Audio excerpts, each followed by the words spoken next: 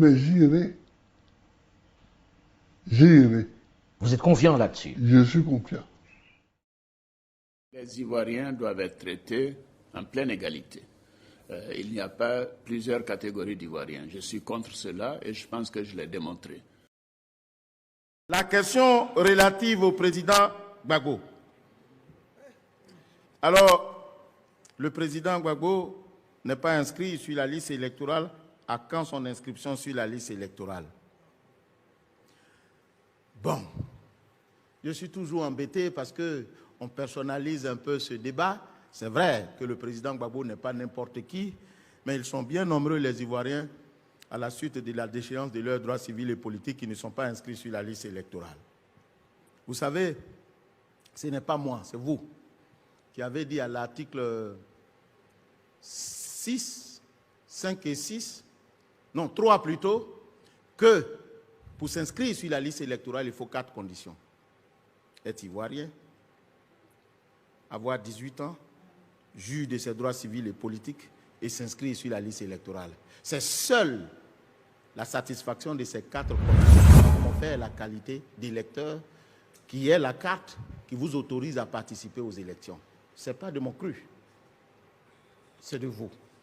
Il se trouve qu'à l'occasion de la révision de la liste électorale, nous écrivons à la justice: donnez-nous la liste de toutes les personnes qui sont déchues de leurs droits civils et politiques. Le président Gbagbo, comme tous les autres, se trouvait sur cette liste. La commission électorale a tiré les conséquences. Le président Laurent Gbagbo a été acquitté par la CPI en 2018. C'est important de le préciser. Mais une condamnation pèse sur lui en Côte d'Ivoire. Oui, on va en venir. Moi, je suis là pour expliquer les choses. Très bien, allons-y. Et je vais être précis et factuel. Le président Laurent Gbagbo est acquitté par la Côte d'Ivoire en janvier 2019. Par la CPI, pardon. Par la CPI en janvier 2019. Et en novembre 2019, apparaît une condamnation pour le braquage de la BCEAO. C'est-à-dire la condamnation pour le braquage de la BCEAO devient définitive en novembre 2019. Je précise qu'il a été acquitté par la CPI en janvier 2019. Pour vous, vous y voyez donc... Le timing, madame. Le timing. Ensuite, pour en venir au procès lui-même, Kone Katina est considéré comme l'auteur du braquage. Les 3 autres accusés, c'est-à-dire Désiré Dallo, le Premier ministre Aké Ngbo et le président Laurent Gbagbo, sont considérés comme des complices. Le procès a lieu. L'audience a lieu. Désiré Dallo et Aké Ngbo sont dans la salle. Ils sont tous condamnés à 20 ans de prison. Le juge n'émet pas de mandat d'arrêt contre Désiré Dallo et Aké Ngbo qui sont présents dans la salle, mais il émet un mandat d'arrêt international contre Kone Katina. C'est bizarre, non? Pourtant, il y a 2 prévenus qui sont dans la salle là, qu'on pourrait arrêter directement pour les conduire à la MACA. Mais on les laisse partir libres chez eux et on émet un mandat d'arrêt international contre le ministre Kone Katina. Je vous passe de ce fait-là. On arrive, le président de la République prend en 2018 une ordonnance d'amnistie. Ce qui est d'abord une incurie juridique, madame. Dans les procès qui ont eu lieu ici, il paraît, puisque moi je n'ai jamais eu vent de ces procès-là, que c'est Katina Kone, le ministre du Budget, qui serait le principal accusé. Bon, tout le monde a pris 20 ans de prison. Bon, 20 ans. Écoutez la chanson de Tikenja, 20 ans, 20 ans, 20 ans. Et vous comprendrez qu'il y a eu des moments où ici on distribuait 20 ans à tout le monde. À tout le monde. Mais c'est qu'après,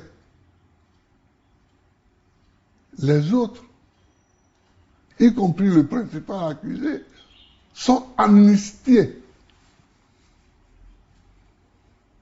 Et vous? Et c'est celui qui va être candidat qui n'est pas amnistié. 2025, quel est votre avis sur la question? Je dirais d'abord qu'il n'y a pas de débat. Le débat est clos le jour où Gbagbo a été acquitté à la CPI, que ce soit en instance ou en appel, parce que vous parlez de la loi d'amnistie du 6 août 2018. Oui. C'est une loi d'amnistie sur des faits qui donc n'existent plus. Et les gens qui étaient soi-disant responsables des faits ne sont plus responsables de rien puisque les faits ont disparu. Je résume. Donc, M. Koné-Katinan, par exemple, ou M. Désiré Dallo, qui était ministre des Finances, ont été amnistiés. Et aujourd'hui, on ne peut même plus faire état de ça dans quoi que ce soit, dans leur curriculum vitae, etc. Pour le président Gbagbo, c'est simple, parce que dans la même loi d'amnistie, il est précisé que pour le président Gbagbo, étant sous l'empire de la loi internationale dans sa position à la CPI, et en 2018, le premier acquittement n'avait pas été encore prononcé, et ça dépendait de la loi internationale. À partir du moment où Laurent Gbagbo a été totalement acquitté, que ce soit en instance ou en appel, la loi d'amnistie s'applique à lui en Côte d'Ivoire de façon absolue. Et il n'est même pas besoin de prendre un décret ou quoi que ce soit. Il rentre dans les règles Et tous les juristes professionnels vous diront la même chose. Et vous pensez que ce n'est pas le cas? Pourquoi? Non, je ne pense pas que ce n'est pas le cas. C'est le cas. Oui. Ce que je pense, c'est que les gens font de la rétention non juridique. Et pourquoi? Pour des raisons politiques. Expliquez. Sans doute obscures, en imaginant qu'on va essayer d'empêcher Laurent Gbagbo d'être candidat. C'est vouloir empêcher l'eau de couler sous les ponts. Laurent Gbagbo sera candidat. Et je peux même vous faire une petite confidence personnelle. Je pense que Laurent Gbagbo, non seulement je pense, mais je suis certain qu'il sera candidat, et je pense qu'en même temps, la commission électorale à venir ne sera pas présidée par M. Clivert Koulibaly. Ah bon? Ah ben, bien entendu. Monsieur le Président,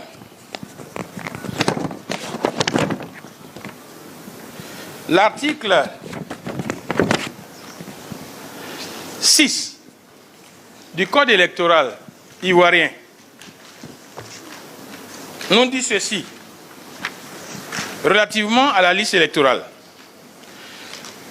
Que la liste électorale est tenue à jour annuellement par la commission chargée des élections pour tenir compte des mutations intervenues dans le corps électoral.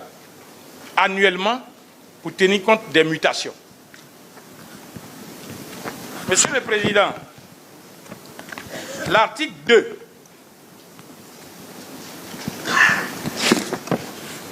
je crois bien, l'article 2 de la loi qui fonde la composition, l'organisation de la CEI, après toutes les modifications, dit dans son article 2, un de ses tirés cinquièmement, la mise à jour annuelle de la liste électorale. Et cette prescription est encore dite à l'article 35 de la loi qui fonde la CEI. Monsieur le Président, vous êtes un homme de loi, et dans ce pays, on aime respecter la loi. L'article 7 de la loi qui fonde la commission électorale libelle ainsi le serment que vous avez prêté devant le Conseil constitutionnel. Et je lis.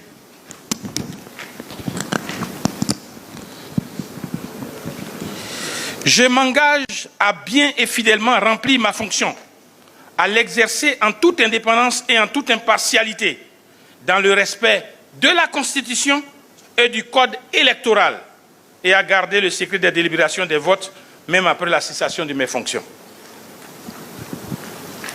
Monsieur le Président, le Code électoral dit que la mise à jour de la liste électorale est annuelle. Cela veut dire que chaque année, une mise à jour doit se faire.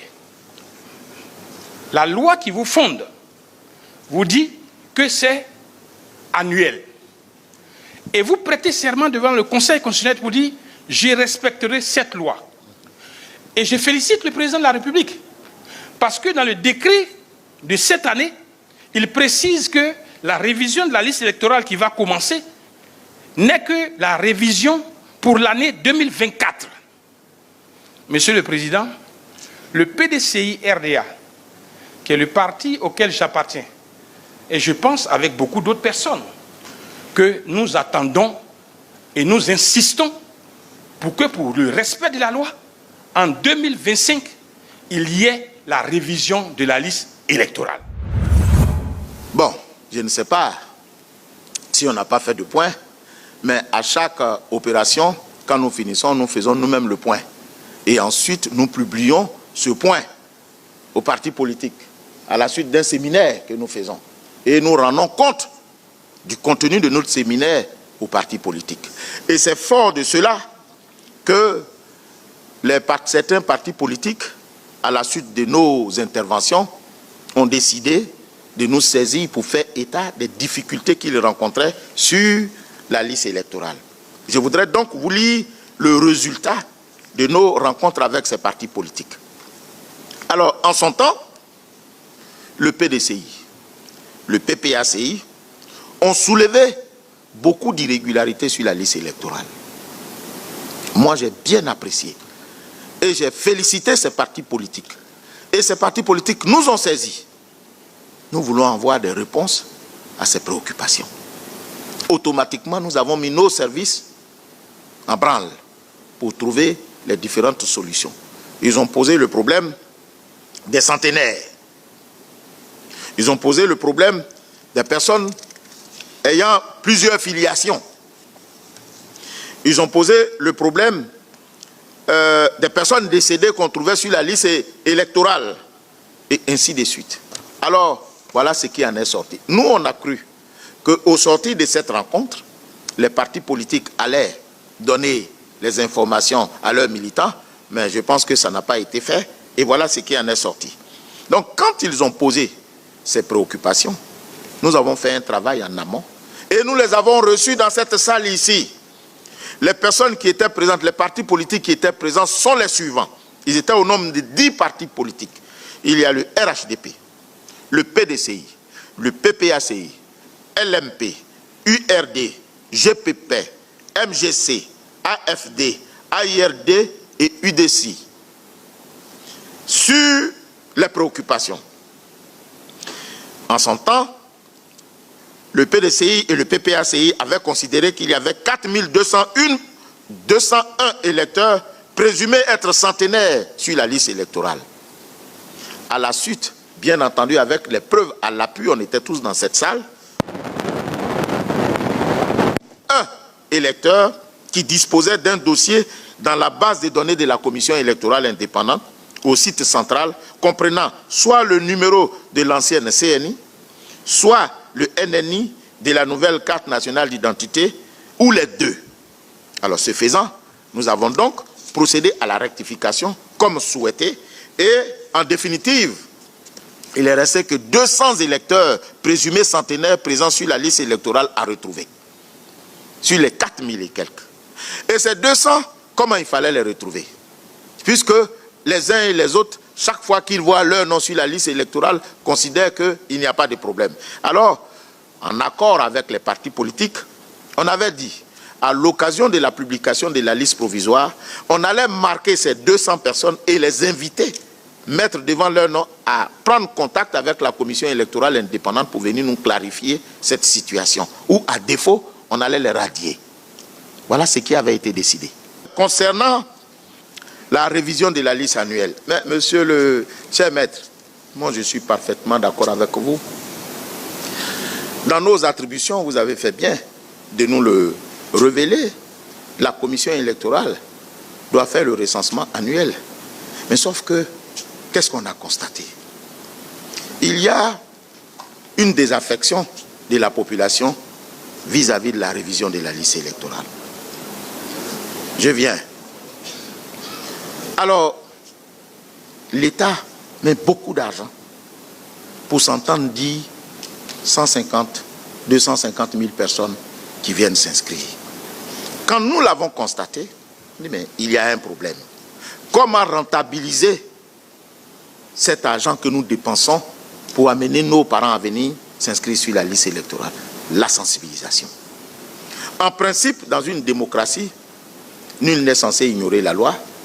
Quand vous la connaissez, on n'a pas besoin de vous pousser dans le dos. Surtout que, comme l'ont dit les uns et les autres, le vote est facultatif. Nous n'avons pas besoin d'obliger quelqu'un à venir s'inscrire sur la liste électorale. Mais sauf que la personne même peut ignorer qu'elle a le droit de venir s'inscrire sur la liste électorale. D'où l'intérêt de faire la sensibilisation. C'est ça qui fait la différence. Alors, nous avons dit qu'il faut nous donner du temps pour sensibiliser nos parents. Et je vais vous donner, M. Blessy, l'évolution de la population électorale depuis 2000 jusqu'en 2023. La LED, nous on parle de LED, liste électorale définitive, 2010 comportait 5 725 722 personnes inscrites sur la liste électorale. À la suite, bien entendu, de la refonte. 2008, 2009, 2007, 2008, 2009, on a procédé à la refonte où on a subordonné la délivrance des cartes nationales d'identité à l'inscription sur la liste électorale. Ce qui a permis d'avoir les 5 millions et quelques. Et depuis lors, nous essayons chaque année de pouvoir le faire. Alors, de 2010, c'est en 2015 qu'on vient faire la révision de la liste électorale. Donc, ce n'est pas sous le président Kubier que ça a commencé de ne pas respecter l'annualité de la révision de la liste électorale. En 2010 déjà, on l'a fait, et ce n'est qu'en 2015 qu'ils sont venus faire la révision de la liste électorale. La commission a organisé la liste électorale. Vous savez combien on a eu? 574 000. Et c'était l'un des taux les plus élevés en ce moment. Ensuite, en 2016, respectant l'annualité, on a eu 139 000. 139 000, vous imaginez? Ensuite, en 2018, parce que justement, quand ça se fait comme ça, on s'organise pour voir qu'est-ce qu'il faut faire. Il faut sensibiliser les gens. Parce que souvent, ce que les gens ne savent pas, c'est que quand nous, on ouvre la révision de la liste électorale, on a 12 000 lieux de vote qui sont ouverts, lieux de recensement qui sont ouverts. Mais qu'on paye, il y a 3 personnes par lieu de vote, par lieu d'enrôlement. Et quand il n'y a personne, c'est comme quand vous décidez d'envoyer des véhicules de 3 à 10 tonnes pour prendre une récolte dont vous ne connaissez même pas la quantité. Il faut vous assurer d'abord de savoir quels sont ceux qui sont capables. Est-ce qu'ils ont conscience même qu'ils doivent venir s'inscrire sur la liste électorale? C'est ce travail qui est très important pour nous. Sinon, pour nous, faire la révision par année, ça ne pose même pas de problème. Je viens. Donc, en 2018, on a 277 000. Où on doit chercher 2 millions, 3 millions, 4 millions de personnes. On a 277 000 personnes qui viennent s'inscrire. Ce n'est qu'en 2020, quand nous prenons les rênes de la commission électorale, que pour la première fois, on a 908 000 inscrits sur la liste électorale. Parce que nous avions eu conscience de ce qu'il fallait sensibiliser, sensibiliser, sensibiliser. Mais quand vous sensibilisez pendant une année, qu'est-ce que vous faites? Mais l'année, c'est 12 mois. Quand on décide de faire la révision de la liste électorale en mai, juin, les partis politiques disent il faut reculer un peu parce que nous devons sensibiliser la population. Et c'est justement parce que les partis politiques nous demandent de sensibiliser la population que nous sommes aujourd'hui en octobre. Après octobre, il y a combien de mois pour terminer l'année? Il n'y a que 2 mois. Alors si on ne prend garde, on sort de l'année sans avoir fait la révision de la liste électorale, sous prétexte que les partis politiques veulent sensibiliser la population. Vous savez, j'écoute régulièrement le président de la CEI qui évoque le droit, qui cite des articles, mais en fait, qui est la première personne qui viole le droit en Côte d'Ivoire. Parce que l'article 6, alinéa 3 du Code électoral dit quoi? Que la mise à jour de la liste électorale a lieu tous les ans. Quand le président de la CEI lui-même ne respecte pas cette disposition, mais il est le premier qui viole la loi. Donc il est très mal placé pour citer la loi, parce que la loi l'a perdue depuis longtemps. Madame, je vais vous dire, la liste électorale, tous les ans, doit être mise à jour. Elle doit être mise à chaque année, tous les ans. Et l'État de Côte d'Ivoire dégage de l'argent pour que cela soit fait tous les ans. Madame, en 2021, il y a eu 20 milliards qui étaient dégagés par le contribuable ivoirien pour la mise à jour de la liste électorale. En 2023, il y a eu 19 milliards. Ces 2 années, il n'y a pas eu de mise à jour de la liste électorale. C'est factuel. On peut le vérifier. Prenez le budget de l'État de Côte d'Ivoire pour ces années que je viens de vous donner. Vous verrez qu'il y a de l'argent qui a été dégagé par l'État de Côte d'Ivoire pour la mise à jour du fichier électoral. Maintenant, si ce n'est pas à jour, madame, nous sommes fondés à demander cet argent passé où? Il faut bien qu'on nous explique. Vous l'avez fait? En tout cas, nous sommes en train de le faire. Vous savez, depuis 2010 jusqu'à maintenant, la révision de la liste électorale a lieu chaque année. Et il se trouve que la moyenne est de... Elle est censée avoir lieu chaque année. Oui, chaque année. Oui, mais... Elle n'a pas eu lieu chaque année. Oui, c'est vrai. C'est vrai. Comment se fait-il que c'est juste avant les élections que ces révisions des... Non, mais ces révisions ont toujours lieu avant l'année électorale. À l'année électorale, oui, pas chaque année. Oui, peut-être pas chaque année, mais rarement on n'a pas fait la révision de la liste électorale. Il faut le préciser. Voilà, depuis que nous sommes là, nous faisons la révision de la liste électorale chaque année, autant que faire se peut. Mais sauf que c'est qu'il faut... Pas chaque année, mais voilà, vous faites au mieux. On fait au mieux, parce que vous savez, ce n'est pas parce qu'on ne peut pas le faire, c'est parce qu'on cherche à sensibiliser le maximum des citoyens. Parce que... Alors, il y a aussi la question de la radiation de la liste électorale de Laurent Gbagbo, mais aussi Charles Blé Goudet et Guillaume Soro, à cause de leur condamnation. Gbagbo, inéligible alors qu'il est officiellement le candidat de son parti, comment ça va se passer ? Oh, vous savez, moi, je n'en fais pas une préoccupation première. Mais ça l'est pour beaucoup. Oui, oui, bien sûr. Vous savez, la commission électorale peut-être a le dos large, mais la commission électorale ne condamne personne. La commission électorale, quand elle va commencer à réviser la liste électorale, la révision de la liste électorale a plusieurs objectifs. Expurger la liste de toutes les personnes qui sont décédées, des personnes qui sont déchues de leurs droits civils et politiques, et capter tous ceux qui ne sont pas inscrits sur la liste électorale, qui ont plus de 18 ans. Aussi bien les nouveaux majeurs que les anciens majeurs qui n'ont pas jugé utile de s'inscrire. Est-ce que ça ne devrait pas être automatique à 18 ans, par exemple ? À 18 ans. Mais nous avons proposé cela, madame, figurez-vous. Nous avons proposé cela. Certains partis de l'opposition ont refusé le basculement automatique. C'est comme ça que nous l'avions dit. Parce qu'ils ont considéré que ce n'est pas parce qu'on a la carte nationale d'identité qu'on est ivoirien. Alors, pour moi, le PPACI sait très bien où se trouve le problème de la radiation du président Laurent Gbagbo sur la liste électorale. Quand vous dites qu'ils savent très bien... Oui, le problème ne se trouve pas à la CEI. Le problème se trouve où, selon vous? Voilà, le président, la CEI demande la liste des personnes qui ne doivent pas figurer sur la liste électorale des suites d'une condamnation. Et le ministère de la Justice lui met à sa disposition cette liste. Aussi simple que ça. Et donc, la CEI n'a pas à juger la liste qui lui est soumise. Donc, la CEI n'est pas le problème. Le problème de l'inscription sur la liste électorale du président Laurent Gbagbo, tout le monde connaît ma position, j'estime qu'il doit y figurer pour la simple raison que, d'un côté, le président Alassane Ouattara, qui pourrait être candidat en 2025, devrait avoir un challenger comme le président Laurent Gbagbo, lui aussi, s'il veut être candidat. Donc, pour moi, il doit figurer. Pour cette raison politique. Il n'empêche, la CEI n'est pas le problème.